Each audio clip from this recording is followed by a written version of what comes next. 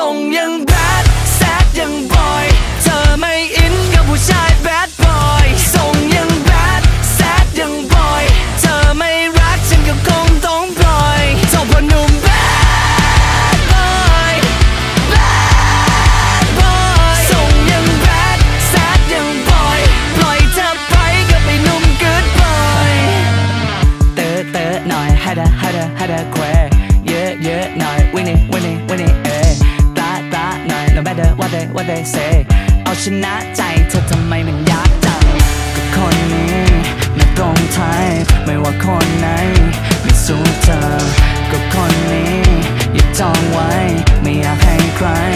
มาพบเจอรวบรวมความกล้าทักเข้าไปคุยอย่างเฟรนลี่